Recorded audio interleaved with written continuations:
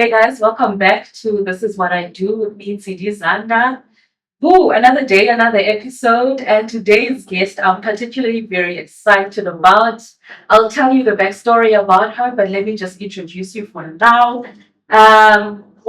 Jessica Nkomo, who is affectionately known on the socials as Auntie Diski, who's also the founder of Nkomo Spirts Agency, also the head of marketing and PR there, an advocate for women in sports, a football analyst, TV personality, and content creator, and an award-winning Momentum G Sport Awards. I mean, nominations, awards since Jessica. Thank you, friend. Welcome and congratulations on your most recent awards. Thank you so much. It still feels like it was yesterday. I know. As much as it was like almost 2 weeks ago, but this just feels like. And as much as you've been attending the awards, right? Still feels the same. The nerves are the same. The excitement is the same. It's almost just disbelief at every moment. But thank you very much. Thank you. Backstory, guys. So I'm on the socials, X to be particular, and I see this post about this amazing lady. I didn't even know what G Sport Awards was. Yeah, quickly. It's a bit dodgy, like G Sport Awards. Yeah. Excuse the word, but I was like a girl sports awards. Yeah, yes, we call it that. Amazing work, a sports agency, all women run. Yes.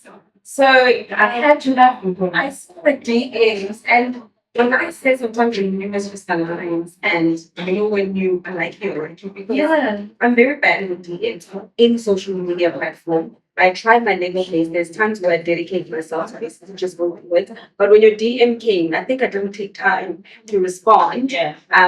You also fished me. I was like, hey, go to the DMs, and then you told me you wanted to talk about it. I was a bit excited. I was like, I want to talk about it. It's always just refreshing and exciting to talk about your journey, because you never know. There's so many social media platforms. There's so many places where people can get access to information, that can motivate them, can inspire them. So the fact that you can be able to share your story with other people, I'm always happy to do that. Yeah. Let's take it back at the beginning. Yeah. Jessica, who's Jessica? Where's Jessica from? All right, so Jessica Nkomo is a girl from a very small village in Nkomo, in Mobile. I think Mobile is probably the best to describe it. Yeah. We say school, people are like, what is that a fruit? But I was born and raised in Joburg. Literally all my life I've been in Fourways. Actually getting for Fourways, going primary camp, Fourways, high school Fourways, still live in Fourways. I just can't get out of that. And I am just a woman that's always been passionate about sports, not specifically to every single sport when I started, because my dad was a diehard Miami Pirates fan. So when I grew up and I started making sense of the visuals in the house, Yes, all of us, the legend, Jerris Pasana, the legends, we can go on. And then I was basically roped into that by my dad, into the sporting thing. He also loved cricket, but I think I resonated more with football, because I think as a child, nobody has concentration to watch cricket football. it's too long. We know that it's too long, but with football, it's 90 minutes, maybe plus with extra edit time. Penalties are intensifying, they're exciting. And then seeing that, minute to minute, bumper to bumper action was what excited me as a child. And then that's how I basically felt. And how it brings people together, Exactly. especially us in the Black community. I'm just saying, and it's so funny. I've been late for a stadium up until No. old age. Promise you. How old?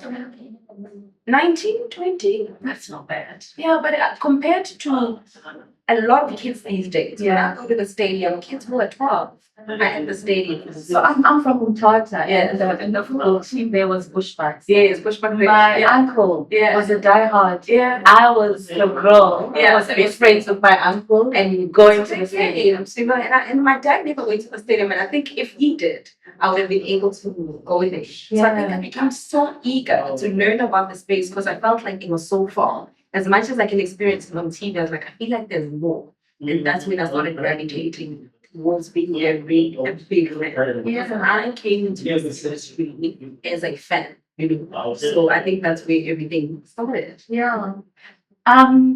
Because you are in the sporting space, I mean, it's obvious that someone will assume that you are a sporting person. But growing up, were you a sporting person? Were you playing sports? I was a sporty person. I played sports in primary and high school, not as much in primary school because my primary school didn't really offer that much. Yeah. They offered netball and football. Football for the boys. Netball for the girls. There Yeah. wasn't a lot of tools and resources at that particular time, so it's Yeah. always exciting. I remember Jomi it was actually one person who came to a school to kind of motivate us. But in high school, I think because academically I wasn't great. My friends were But you in were the surviving. 90s. I was surviving, I was making 50% to like half, and my friends were in the 90s and the 100s. So I felt like I needed to be great somewhere. It's something. And Yeah. I was naughty in high school, let me just say. Not to say I was really naughty. When I got into high school, I came from a primary school that didn't teach Afrikaans. Sports and stuck, I had that bad English accent thing, so I was being mocked a lot by kids that spoke like this. I don't know where this accent comes from. But sports and sharp at that particular time. You don't know where the accent comes from. No, I don't. I really don't. When people are like, "You're so well spoken. What school did you go to?" I'm like, "I speaking primary, and my words were not coming together. So when I went to high school, it's all these kids that went to Sheridan, Yeah. Branston Parallel, they speak you know what I'm saying? Exposure. And they used to bully me. And I couldn't fight with words, because I can't get them out. So I used to get into trouble a lot for the fighting and stuff like that. But I really felt like I needed to resort to something that's gonna make me remember something is wrong instead of fighting. And I was like, hey, let's try sports. Since I love it so much, let's try it. When I did trials for athletics, it turns out I was really fast. You don't know these things unless you're given the facility and the opportunity. And you have a person that's encouraging. 100%. So you can imagine how many other JSs all in the villages for guys that don't have the exposure, the opportunity to participate in local fast. One day run provincial and national, Yeah. I tried for netball, I made it to the netball team, I tried for volleyball, I did equestrian, I did horse riding, got colors for all the sports that I did. And then that's when I felt like, yeah, this is me. And then the love that I had watching on TV and the love that I have actually actively doing the sports put together is basically what I'm able to be here today. Wow. Great. Jessica, how comfortable are you when someone meets you and they don't know who you are and what space you are working in? Yeah. And they just asking what you do for a living. I know Yeah. some of us are like, oh, who are you? Are you asking me this question? How comfortable are you? I'm very comfortable. I don't expect everybody to know me. And listen, there's a lot of people who be like, oh, celebrity. And I'm like, you're saying that because you see me on TV. Yeah. There's other people who don't watch me. You intentionally switch on your TV, put it on SABC1, whatever channel I'm on, because you know me and want to see me on TV. But there's somebody who doesn't watch the channel that I'm on, who doesn't even follow sports, somebody who's in engineering or in mining or in a different field together is not gonna know who Auntie Disky is. So I don't get offended when people say they don't know me. And again, you can't be. No, but I can't be offended because that's almost like me having expectations for people to know me. Yeah. If you do know me, great, that's awesome. You support the culture, you support the sports, you know what I'm saying? But if you don't know me, I'm happy to introduce myself as who I am. So I don't have that kid of myself like, how dare you, how do you not know me? Everywhere you go. And I've been a promoter before where we've had to hold the guest list anyway. Yeah. And they come, and then when they come there, we have a checklist. You have to ask, hi ma'am, hi sir, welcome. And please get your first name and surname. And then they like, how you excuse me, how dare you, No, the normal way or the most respectful way to always things is to always introduce yourself. And I've seen Barack Obama introducing themselves. And they're comfortable. With that. So who am I? Expecting people to know me when I walk in. So I'm very comfortable with that. Jessica, for anyone that isn't familiar with the kind of work that you do, what do you do for a living? That is such a loaded question because I always sit and I talk with my wife. I'm like when people ask me, what does your work do? What do you actually say? Because even myself, I don't even know how to answer that. Yeah. And one day she will change her answer. She will say one day, baby, do TV sports. She's not into sports. She doesn't know anything. She's in the firefighting and EMS services. Yeah. So she she dabbles here and here, understanding Somehow what I it is like TV sports. And then the other day she was like, well, she does something with the players when she comes in an agent or manager. Oh no, she speaks at events and she's trying to say motivational speaker. But just to try and sum it up as best as I can, I'm an app programmer. For building apps, not necessarily the coding part of it. So we need a front end of it, building agendas, we need that improvement, the normal traditional eventing style changed because people couldn't really in open spaces altogether. So we transitioned into virtual conferencing. So I work for a company called Blacklight, which does events. We did it as activations before, but when COVID came, we were one of actually the first and the best people in that streaming industry already. So it will be to create an online platform where people can engage at an event from their houses, from different provinces. So my job will basically to just put the agenda up. Manage boards, manage the chairs, and that kind of thing. So it's very minimal at programming and an event coordinator, which is essentially what I started as before COVID. Yeah. And then I'm also a TV personality. So I've got 2 shows that I'm currently on that I will SABC One. The first one is Food Afrique, which is on SABC One. Food Afrique. Food Afrique. Food Afrique. Yeah. Okay. Yeah, it's French. So it basically Sounds Afrikaans. Yeah, no, it's French. Basically, it talks about the football in Africa. That's essentially the description of it. Okay. So we cover all football around Africa, men and women. My segment specifically focuses on women. Okay. So any competitions and tournaments that happen within the Kosovo region, we have people World Cup, Kevin was kind of tournaments. And my other show is on SABC One as well as the Mamino Sundowns daily show. It's the first, and I don't know if it is on paper, but we tried to research the producer and the boss and everyone because she called me. She's like, the show is playing today. Do you know that you are the first woman in Africa to host a women's sports show? And you didn't And know. one of the biggest broadcasters in Africa.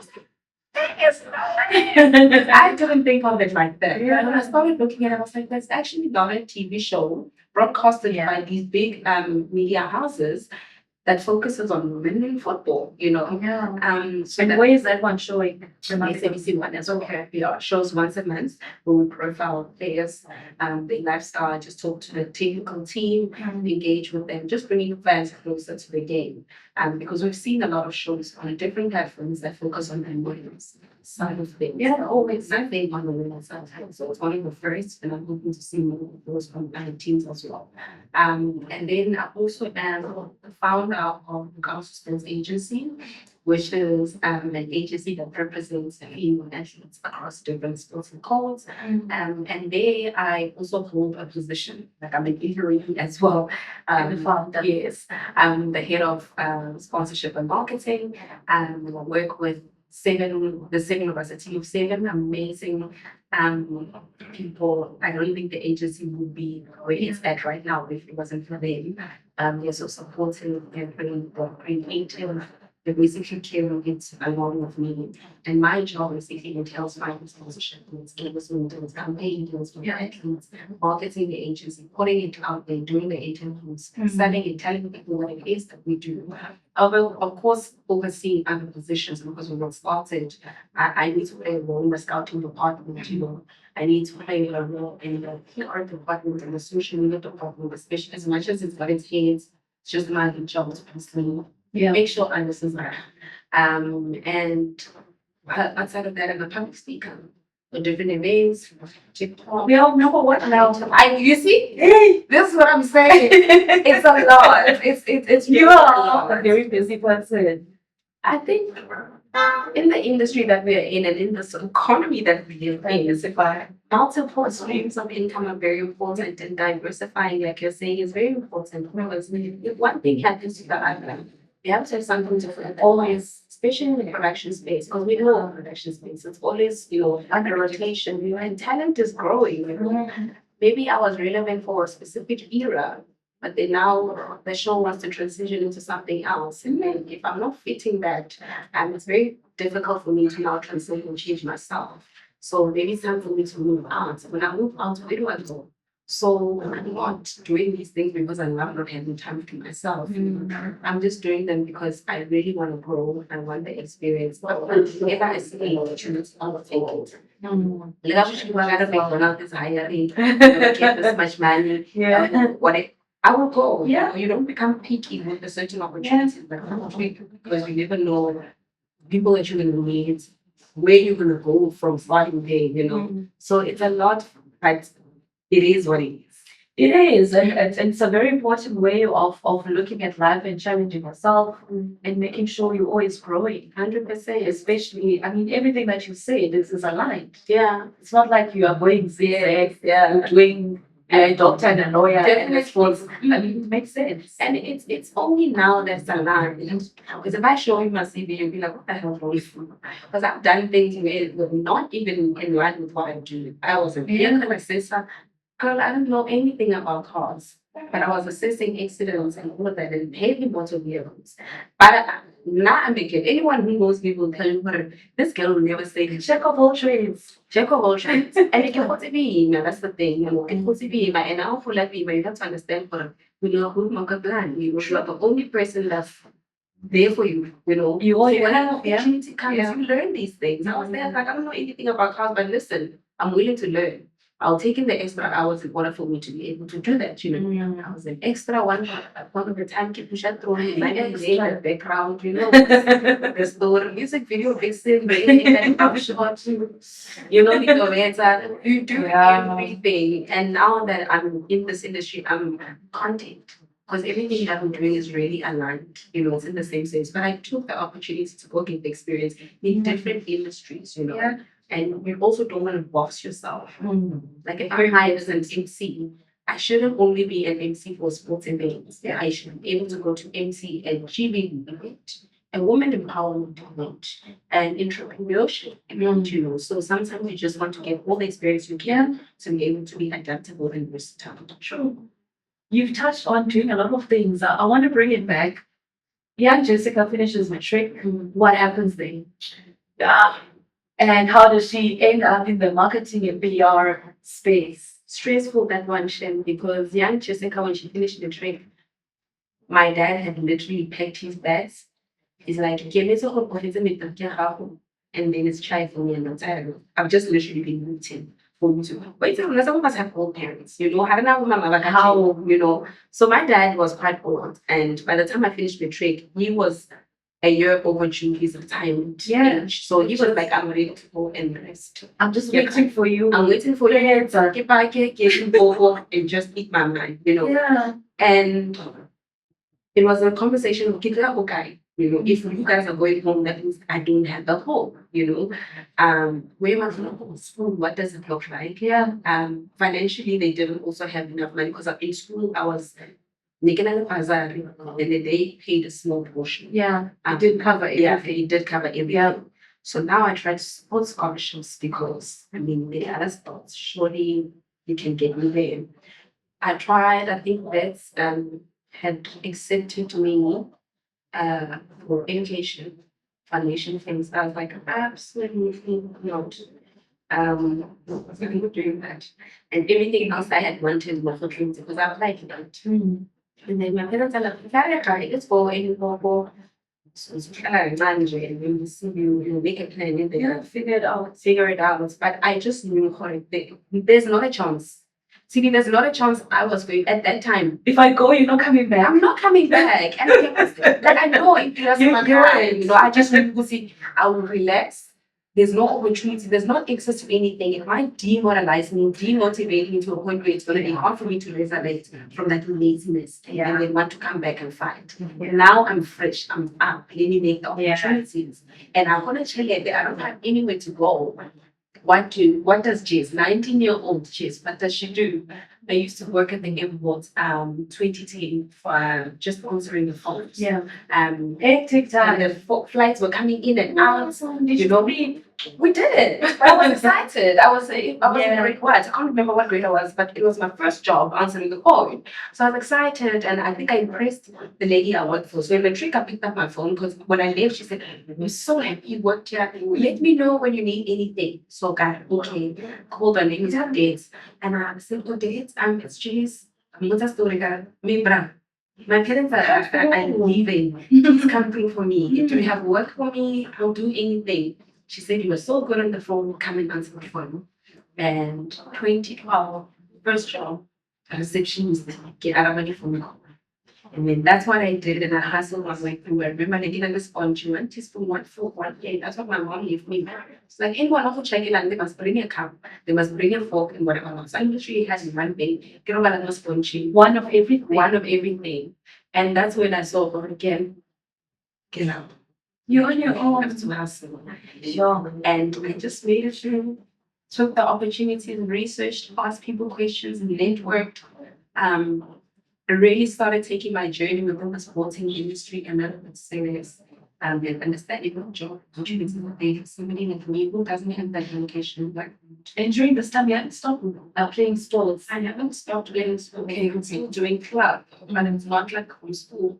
But it's not the same anymore. It's not something that you can take on a professional space. Yeah. And also, there's no professionalism when it comes to women's sports. So it's not like And now you're on your own. You don't have a school that's behind you. I don't have a school that's behind me. I don't have a mentor. Like I said, my parents are quite old. They're not parents. They're not going to fight about themselves. But I can pay not understanding what you don't understand. But like now, you call my mom. My mom will just say, "My little captain."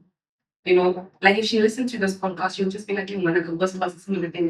But she's not going to be able to actually understand most of these things. So I'm going to sit down with her and have that chat with her. I'm going to say, "Okay, here's an option. Here's a this. Here's a that."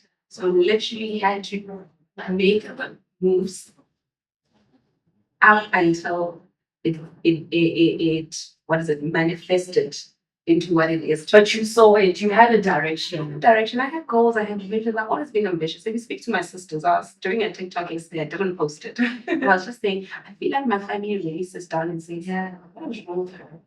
Like she's so polar opposite from all of us because I've really always been a go-getter.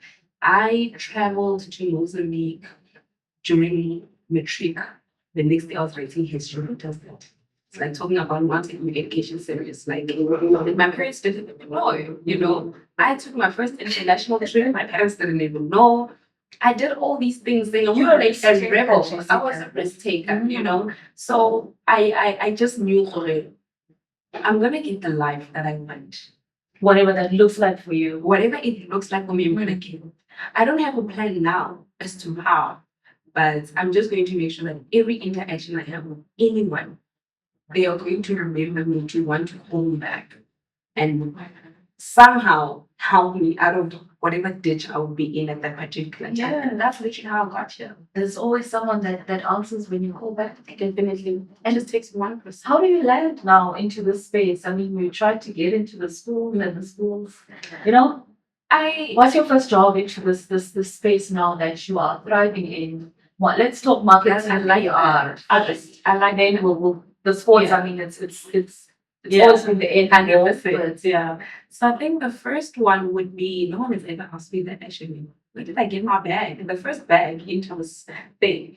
I think it would definitely be an appearance, not an appearance per se. I don't think it was that long paid to do an appearance. I think it was to come and campaign and do social media posts at a launch. Can't remember because because now they've been doing premiership, DSTV, it was this, it was that. So I can't remember which one it was, but I think it was the launch of one of them where it was asked to come as a fan to basically start painting hashtags and engaging. Because it was very popular within the sporting space as a fan. You know, for me, Mama Joy Chun. Mama Joy Chun. And then I was like, you might be fan. Okay, let's see what's up, you know. And then that's when I started looking at monetizing certain things. So said, okay, with the work that I do on social media, it could actually transition into making money. It could actually transition into me becoming a brand. just from engaging with people And doing what you and doing what I Definitely love. feel like a job. That's what I was back. Then I got a couple of campaigns, social media campaigns, and the spaces came all the time. I hosted spaces called Women in Sport, and interviewed different journalists, players, technical women behind the scenes, administrators, and so forth. To a point where I was appointed to host the space, and I was getting paid to host the space. On Twitter. On Twitter, yeah, it was actually G Sports that actually Cass and I do.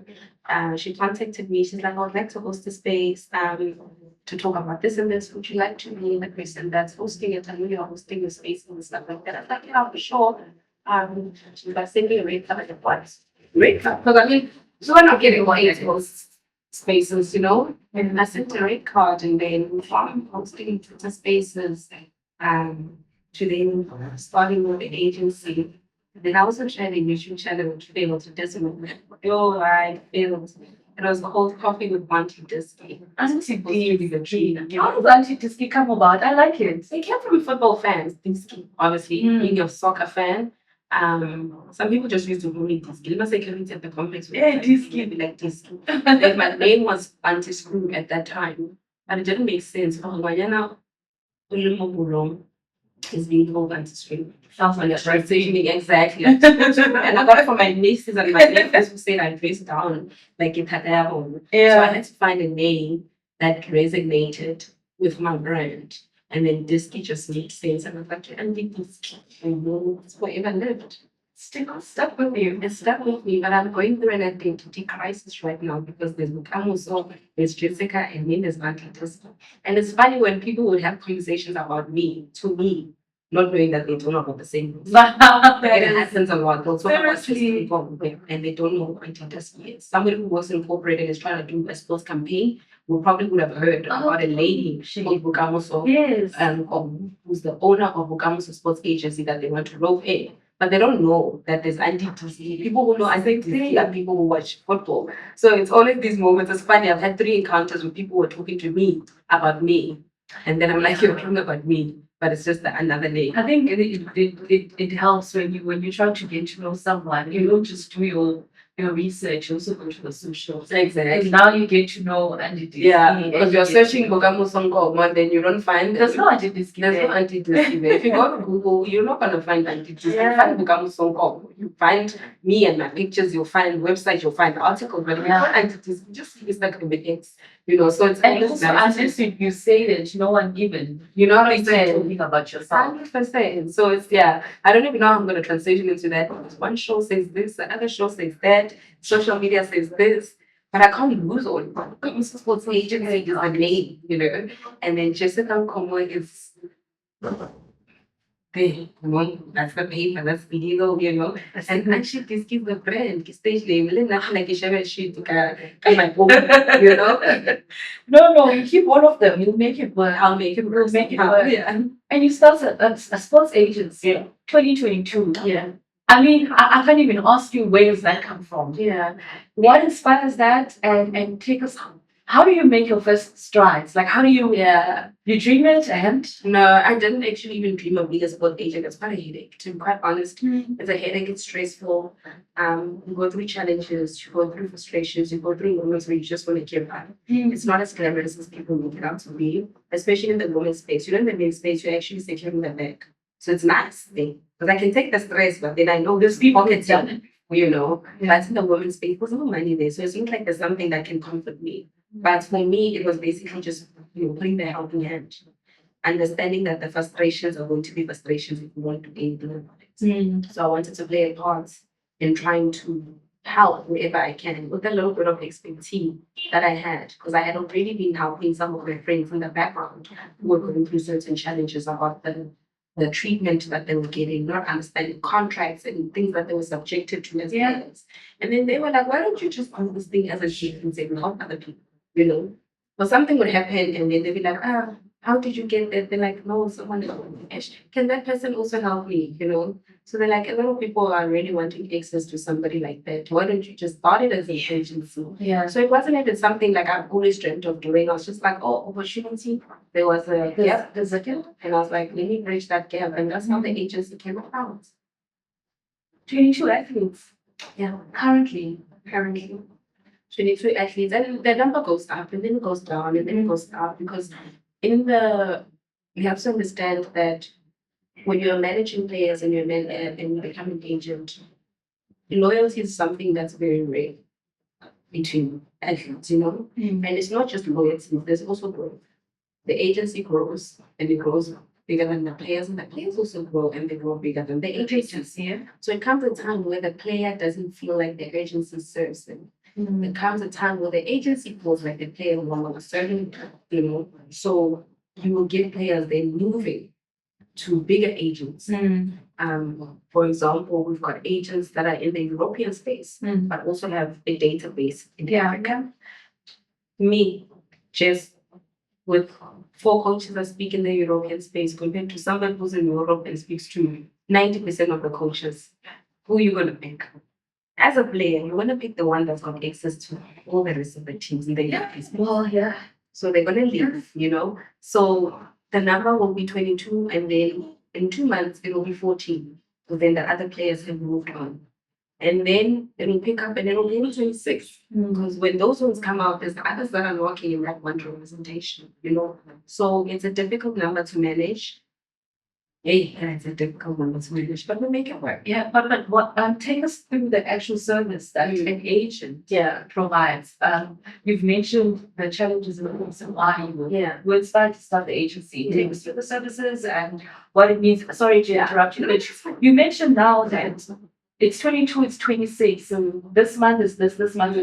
Don't the contracts now bind your athletes to stay to the agents for a certain duration, especially if you want to make a certain impact? I love that you asked that question. And your first question is to say what we're going to do. So anything I'm going to say now is what BSports does as an agency, not what other agencies do. Because I don't know their terms, I don't know what they offer, I don't know if they have any value-added services to the athletes. I'm going to talk on the scope of what sports is. And with regards to what you're saying about contracts, a contract doesn't always have to be a copy and paste. And when I came here, I found that players were being frustrated by the fact that when those contracts were binding them, they now have regrets or they're now being mistreated, but they can't come out of the contract.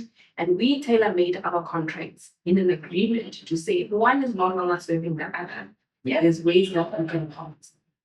I and my team don't want to be hogging over any assets. If they feel like we're not serving them, isn't happy anymore. You know what I'm saying? Why would I want a player who's represented by us but cannot go and speak on behalf of the sports in a positive way? Set them free. Let them go find another agency that can serve their purpose. Maybe our values are not aligning at that particular time. Yeah. So our contracts basically say you come and represent you, but in the event that you feel like it's not happening. Let me make an example. A player comes, signs with BSports, we'll sit down. What are you looking for? I'm looking for an endorsement with this one and this one. I want this. Okay, cool.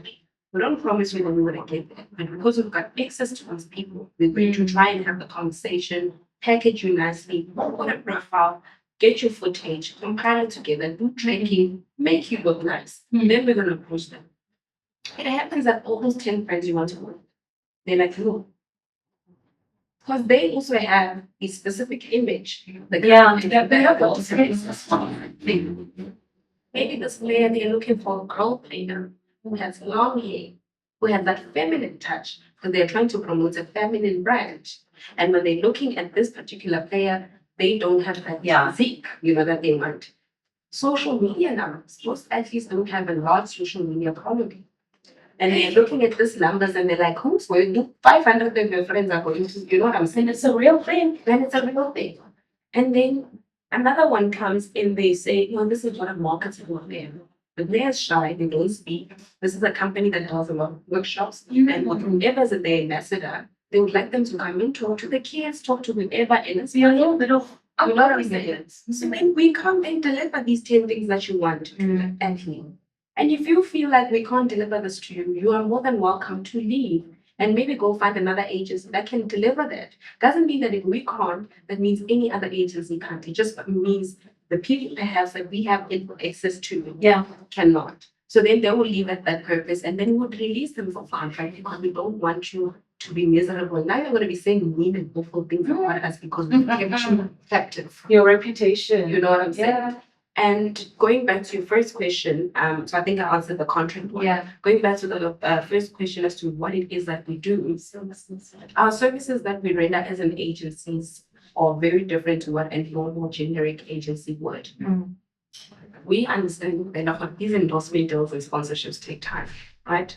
What we can mainly help you with is moving around from team to team, which also becomes a challenge. It's not easy. You get majority of players who say, I don't know what this is, right? Just give me to move a good center way.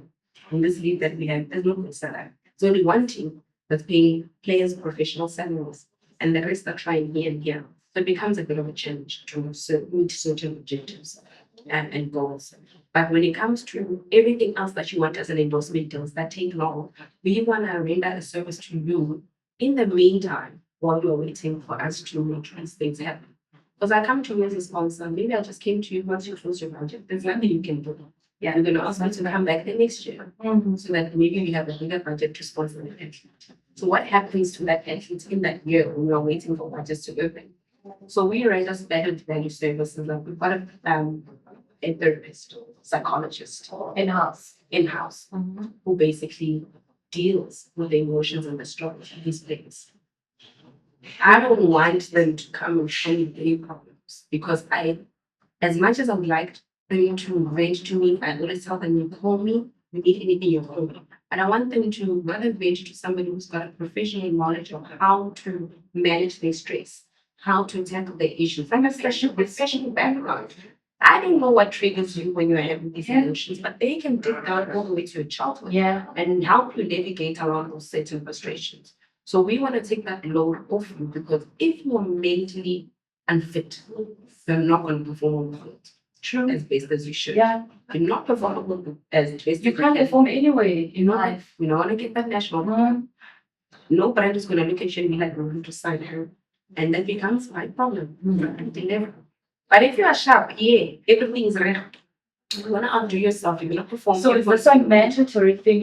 It's a requirement? Or it's not necessarily a requirement because we don't want to force anyone to do anything. But it's an offer to say there's someone. You can't talk to me, you can't talk to your parents, you can't talk to your coach. You don't have access to someone to talk to. Here's a person you can talk. And the information remains with them. Because you don't have to worry about telling me, letting you what's at the head of PR. Head of PR tells the talent manager. You know what I'm saying? So this is a professional who really knows what confidentiality. Confidentiality. It's not coming up. It's not even coming up. And we also have a partnership with the drivers. You know, also we don't have learners and licenses. But you gonna say, can I have sponsorship here? Or can I have sponsorship? Hey, you can't even drive. You can't even drive. So let's start there. You know, let's offer you the driving lessons, let's educate your learners and licenses. So when you go and know community or anyone, benefits we have basics for you, basics. And then we've got, you know, fitness tests, and you know, training for how to conduct yourself in an interview, you know, because we want them to be exposed. Radio interviews, TV interviews. There's not a lot of exposure when it comes to women's sports. So people don't know about you, no one's talking about you. How do we bring you out there? We bring you out there to do podcasts, we bring you out there to do interviews on radio and TV. But how do we make sure that you're trained? You know how to speak.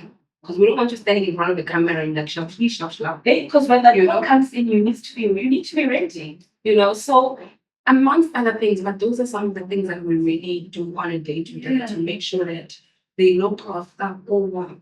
And we try and help them with tournaments. Okay, so what are we doing? Don't you think we should do a tournament where you come from? Just to also give back so we can also tap into that CSI space so that maybe you can also do another Nations Day and then you can pull in the sponsors, you know, things like that. Okay, how is our future looking when we're done here?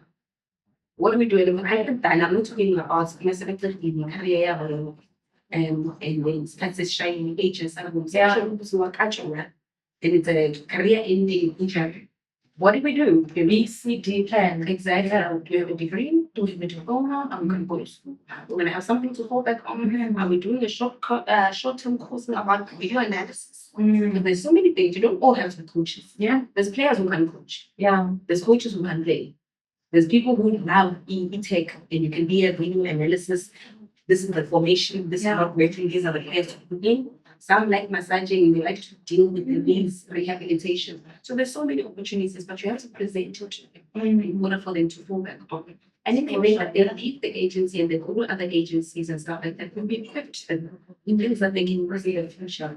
So regardless of you being able to That is amazing. And how do you get these players? How do you market yourself and how do they find you? So we on social media, we do a lot of radio interviews, we do a lot of TV interviews. They can send us emails, most of them come through the DMs, some of them come through the info email address. We do scouts, so we've got a head of scouts and talent manager who basically goes to a couple of games from the development stages, GDLs, regional leagues, excuse me, or any other legal tournaments that are hosted in different parts of South Africa to identify young talent. And then some will come in. So we do have a process. So sometimes someone will be like, I'd like the agency 20% me. We will sit down as a team, look at the player, where are they playing, how old they are, because it's very difficult to sign a player who's 36 and hasn't played in a senior league. Yeah. If the player is 14, 12, there's nothing you can do with that player, then 18 side, we definitely mentor them, monitor them, help them through the guidance, the parents, which we do already do in that development space. And then we will assess it out this year. Okay, there's potential here. They're 18 years of age, and we're currently playing in the Sasol League, which has potential. So we do have potential to play in the senior league and also go overseas. And then sometimes when we go scout, then we'll obviously identify someone who can see salary stuff. So it's different how we basically play. Some are recommended, parent call us, radio stations will call you during the interview and be like, hey, we go to the game, see, and then can be like, oh, first time I think, but let's monitor the transformers. That's amazing. That's amazing. I want to go back to something you said. It stuck to me, but I want to understand it better. You say that there's one team that is having a professional women's football. Mamelodi Sundowns only. So Mamelodi Sundowns. So they have put their players on a professional contract and professional salaries, meaning you don't have to have a lot of employer will check us, Mr. Price, Central Center, whatever the same. Or a miss training in the afternoon. Okay, now that it forces us to have training in the evenings or late when everybody has moved off. Because if we have it in the afternoon, 80% of the team is not there, but we are going to school. So we're giving you a salary that's enough for you to pay for rent, pay for a car, pay for your insurance, have a lifestyle, a standard necessity. All your basics covered and still have money to spend, going out and stuff. And obviously people will like, I want more money. All of us. So if we pay 100K every month, I still feel like I need 100K to commercial. But not all the ladies can play for this team, just 100%. So that's what we are fighting for. We're like, we need the league to be professionalized. Up until then, there will still be players who are getting 1,000 rand a month. There will be players who are not getting paid every single month. They're playing for the sake of passion, which is not fair. So Mamelodi has set the standard, but I think financially where they are standing and being a brand that's been so prominent and so invested in women's football for a long time, I think they position themselves as the bar setters. And they are able to financially have like their pockets are deep enough to be able to offer that to the other women's. Do you think that's the problem why the bigger teams haven't had this clause? Yeah, because it's not a financial injection. The only money that they're getting is the money from Hollywood pays, which is not much. If you look at the money that the grant that the Bulls are getting compared to what they're getting, it's not enough to cover for flights, cover for accommodation, cover for salaries for the players, salaries for the technical team, and so forth. It's not enough. So once we professionalize the leagues, once we have sponsors coming on board, there's going to be money, and then you will see good competition. Because all the good players are gravitating to that team that can pay me a substantial amount of money for me to be able to sustain myself. Sure. Everybody else just basically falls here and here. And I'm not saying all of them are bad paying, but I'll say the majority of the big payments come from one club. You'll get 1, 2, 3 players in one club that are sitting in a specific price range, which is higher than lower. Yeah. And then you get that is sitting there. So professionalizing the need is another step to the motivation. Because then putting them on professional contracts and professional salaries, it has to be built, and then it becomes competitive. You don't have one team. It's got people that are working is tired. They come to the game. There's only 12 to. So the one team has just been practicing and big chilling, and then the other team has been working, going to school, training, traveling by bus from Northern Cape, Richmond, United to do the job. By the time they didn't have money to put for accommodation to sleep tonight, then they have to just report to the field, keep pitch inspection, keep warm up, okay. You know what I'm saying? It becomes everybody can afford flights, everybody can afford to go in tonight, sleep, rest, do a warm-up training in the morning and prepare for the game in the afternoon. So it's still a long way to go. It is, because we also want to boost the FIFA World Cup. Here, whether or not we start reading, we don't have a professional league, the infrastructure is not there. And people need to be held accountable, and leaders need to actually do it like that. Leaders are drinking us. And I always make an example about Morocco. Morocco hasn't been a footballing nation for long, especially on the women's side. But I look at what they're doing. They are hosting the next under 17 FIFA World Cup. And every debut that they made the FIFA World Cup debut, and they came out of the group stages. They made top 16 with Banyana team that's has had Nigeria and all of that. So they were invested, their leaders were on board, their federation was on board. Every single part of their space has been on board to make this happen. Why can't we? I mean, our president is the president we have. He's trying to make things happen for us. But it's up to our country and our leaders to take us serious. I mean, even our own real folks don't take us serious to our own doing. We still have PSL representatives, not having female representatives. And I know that it's not just a decision to say, okay, let's just have a team. There's a lot of work that goes into it, but there hasn't been any preparations. To say it's okay, we are working on it. We are trying to find sponsors because we can't share the money. We're fighting on the side with the money, and there hasn't been anything. It's quite sad.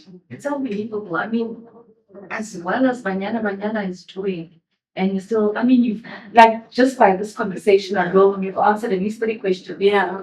Because I was, hockey, they have to do fundraising for them to go and represent the country at a World Cup.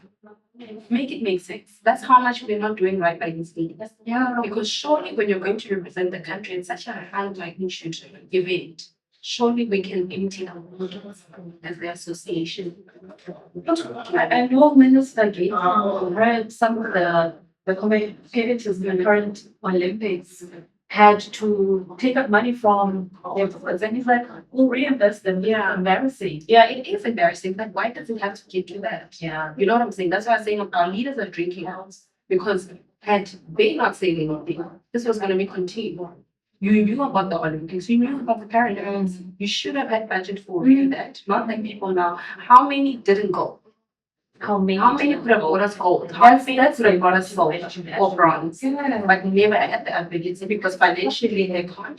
You know what I'm saying? So we can't have these things where we're like, oops, we made a mistake, we fix it. Fix it. Because it's a standard requirement. It's gonna come out. Make the resources, make the access available for them. Don't wait until you're pulled out. And had it not been gated, nothing like that. What's been happening all these years? What's been happening all these years? And it makes you wonder every different sporting cause, if it's happening at the magnitude of the Olympics, what is happening in what is happening in cricket, what is happening swimming, all these other sports, because it makes you think if there's smoke there, there's probably some beyond fire there down there. I don't know what it is. And the problem is not as the peasants, someone sitting up there that was supposed to be making change. It's very frustrating. Would you say some of these are some of the biggest challenges you face as an agency? Just as an agency, sponsorship and other things.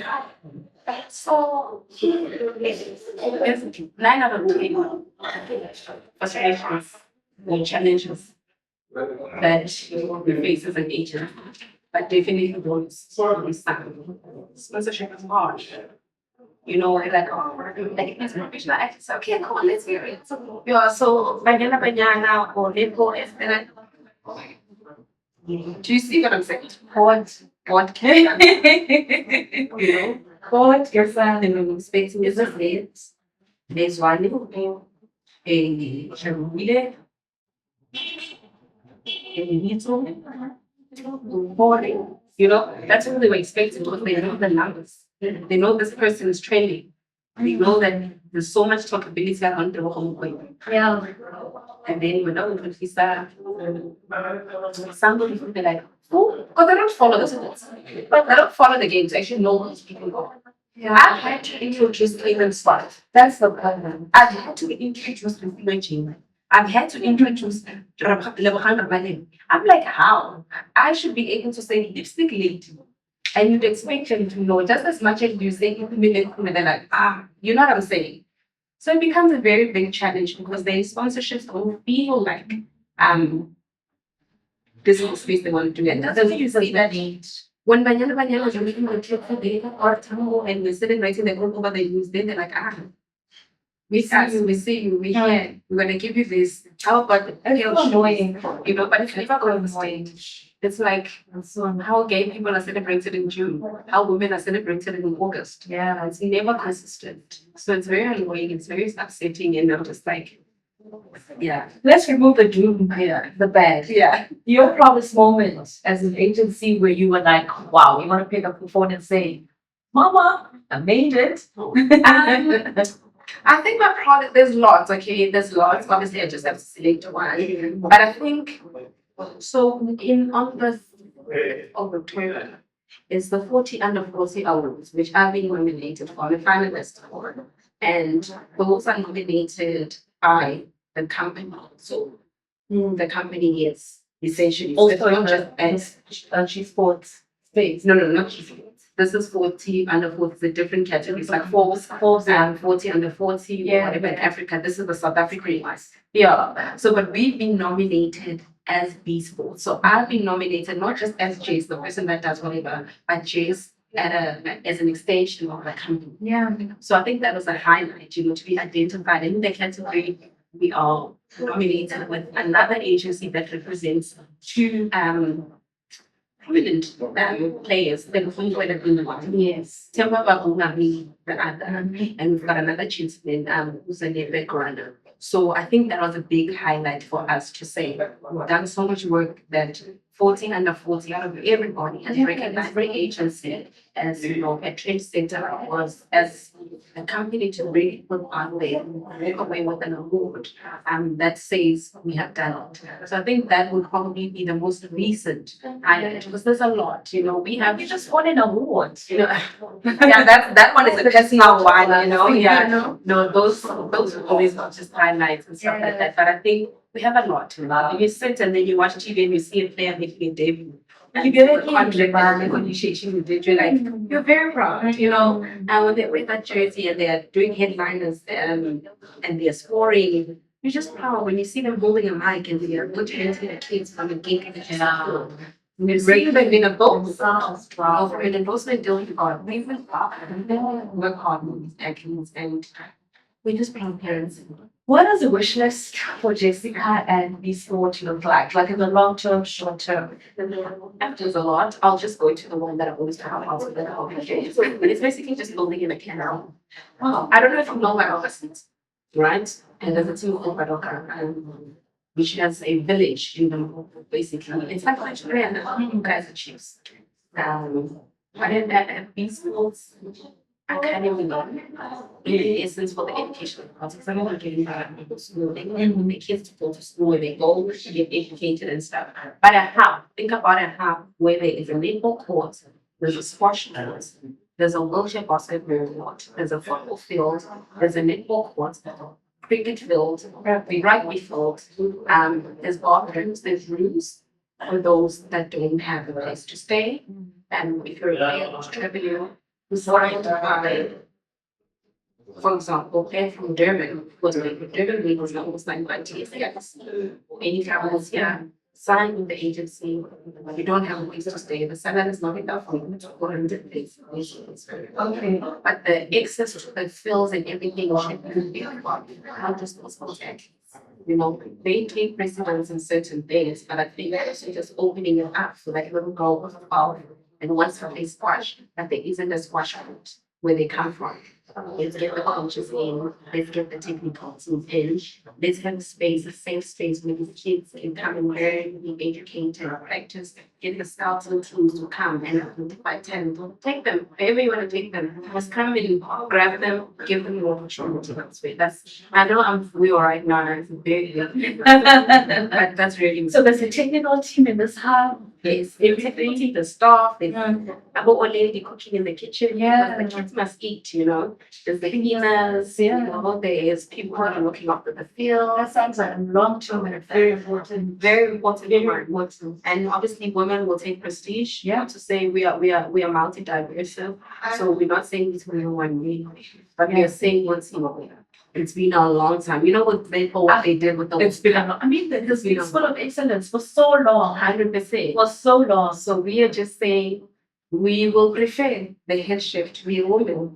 And then we can have the sous chef as a guy. Because we know that obviously we have allies. Yeah. We've got men that are really supporting women's market, women's sports in general. We'd like you to be part of it, but we also just want to give an opportunity to those women who felt like they never got a chance. You know what I'm saying? Short term, right now, next 6, 12, 1, 2 years. Short term, winning that 40 under 40 award. Yes. And yeah, man. Short term, I always think ahead. You were probably talking about it yesterday. What is it? I'm trying to think. Oh, besides my wife hitting me with an SUV. Why did you hear that? Hating. Nudge. Yeah. I think just really getting my team the grace that they deserve. You know, making sure that they represented as well. Making sure that the agency can financially be able to look after them, just as good as they look after the agency. That's very commercial and Very important. That's where it grows. Looking after the staff, looking after the team, because I just think they're all strong components and strong pieces to the agency. About one of them, about two of them was definitely chemicals we definitely raise allocates for us, children and so that we can make them happy with smiles, and 5 nice cars, man. Hey, Nice cars. They got a line. A good line. a purposeful one, but good. Cementing ourselves in these Yeah. places. And while we're still young at that, Right? we deserve it all. We deserve it all, and we need to practice being proud of ourselves. And you see where the other day I was speaking, so she's like, "We are doing so well. We should be proud of ourselves." And I'm apologetic. So I'm true, because there's always that, you know, thing you will see humble. Yes, I'm being humble, but you've worked so hard that you feel like you're doing some shame on your own. in, clapping for yourself. We need to really get to a space, and I struggle with that a lot. Yeah. I struggle a lot with. I'm always hard on myself. Like there's never a moment where I win an award, I achieve something, and then I bask in it. I don't. I'm like ever like next step. Where we going? What are we securing? And you Over holiday, take your wife, go and watch yourself, buy yourself something very nice and expensive. Exactly. I don't want to spend my money. I'll spend hers, but I hear what you're saying. Hey. Which one? No, I'm joking, but I know exactly what you mean. Like, we wanted ourselves, and I preach this to people. It's so funny. I preach it to people. I'm the same. And I'm like, we're thinking, Yeah. recommend banana. But like, we would explain our class of what that's saying. When you But that's that's what what I just feel like the whole month. Buy McDonald's. Just so that you come afford a happy meal. Yeah. But then when it's my turn to do that, it's a different story. Because I feel like I need to give it to the athlete, and I feel like they deserve it more. Yeah. And you need to draw the line. Yeah. You really need to draw the line because you need to make sure that as the team are okay before you can help them. It's just like True. and I don't know how to draw that line. Yeah. It's always helping other people, and then I sit and watch my seed and I'm like, I don't get this. So I think we just need to, and I think it comes with the ambition. Ambitious people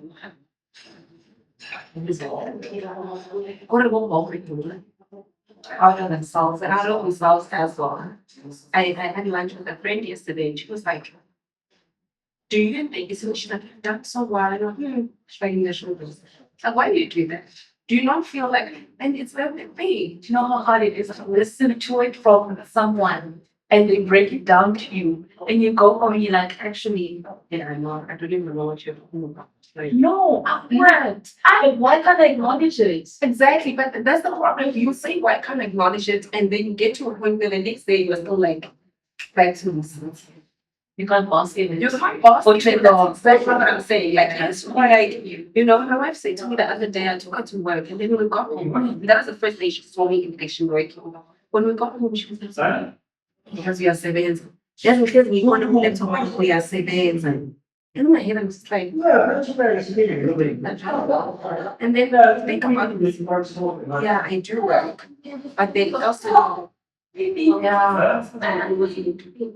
We're at the end. Is there anything else that you'd like to touch on before we close? Anything you'd like anyone out there who might be listening to this episode and pick up some of your services?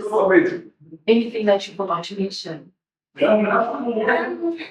I don't think I forgot to mention anything, but I just really want to, if anyone is watching, I really want, and I have a wish for women within the industry to really practice humanism and systematic themselves. We need it. We need it because what I have noticed is that there is a lot of fire happening that is not over. You know, it's like we are working against each other. There's a lot of potential energy to say, I'm so proud of you. I'm working towards diminishing your career. So, and I've seen that as a culture, which I don't like. Because how are we expecting a girl or men or anyone else that we're trying to get attention from to basically give us equal pay or treat us the same, to take us serious if we don't want to take us serious? We already don't have a good reputation as women because You know we what are I'm saying? always tearing each other down. Down, you know? Our biggest critics are women, not men. Thank you. You've said it. And that culture needs to stop because this is not, we cannot be raising our daughters to an environment like this. Yeah. We want better for them. You know what I'm saying? So let's stop being critical to one another.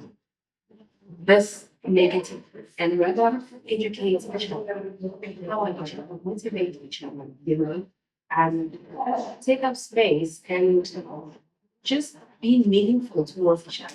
And I promise you, once we get that right, we're going to be so unshakable. Yeah. We're hoping. Because they're pointing fingers at us to say, I want us to take you serious. But I want to know You can't even take each you other. can't even take each other serious. And then it's like, see, so it's turn cap on, you know. So that's like my last message and my wish to say, guys, let's unite as women. Let's work together. Let's stop bashing each other down. Let's stop doing these conquest meetings about each other. Let's always commenting on this brings the energy to what doing this and this. How far, you know, instead of going on social media and now spreading words about like on media agencies, maybe it's something that you need to be educated for. I don't know, perspective. I'm sorry, I wasn't doing it like that. The content was based on this and this, and maybe in me celebrating this, it seemed like I was overlooking a specific thing, and I wasn't. Yeah. But now that gives you the ability to move on and adjust, you know, to how you bring up things, as opposed to now people just being hearing and saying, "Oh, she does this," you know. But people find it very difficult to do that. We rather bash you than actually educate you. And yeah, that was me. That's Yeah. From me, I want you to sit here and take it. You're doing amazing. I mean, it's only up from here. Yes, there's challenges, but what you are doing is pretty much the reason why I started this podcast. Because there could be another Jessica somewhere who's thinking of leaving their job and starting a sports agency. There's a Jessica in high school that's like, I love sports. Yeah. I want to do anything in sports. What else?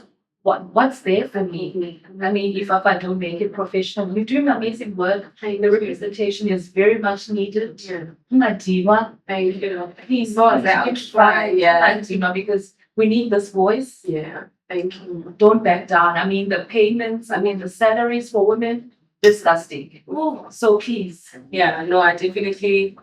I think it's these kind of conversations and affirmations and recognition that keeps one going. Because there's always moments where you want to give up. You're like, why am I not doing this? You're so stressful. I don't have time for my friends. I don't have time for my family. I don't have time for my wife. I don't have time for anything because I'm trying to fix this. And sometimes when you don't see the progress quick enough, it's just like the end of the doing this thing, and you want to give up. But I think these words and these moments are like, okay, just give up. Continue. It's bigger than you. Yeah, it's bigger than me. It's not for me. It's literally like I think my purpose it's not for me. You're doing it for other people and then coming around decides to push you. And where can people that are interested in supporting you and the Disney and the agency follow you and show love? Me, I'm Disney personally, I am on X. This one. I did Disney personally as on X and Instagram. I'm Disney. If you are there by the village name Facebook, I do visit it once in a while. It's just like a rum. Oh, have another chat, yeah. Exactly. That is the real pep. And then the agency, you can visit us on our website, www.bsportsagency.co.za, or you can contact us on info@bsportsagency.co.za. We are also on X and Instagram as BSports Agency. That's it. Done and dusted. Thank you, guys. Thank you so much. Auntie Diski. Please do make sure you give us comments, guys. We need the comments so we can improve the podcast. Subscribe, support us, and eventually, as it grows, we can get recommendations on who you would like for us to have talk to next. A special shout out to the man behind all these episodes, Many Studios, Lukiso. Yeah, guys, we'll see you soon. Thank you. It's a wrap.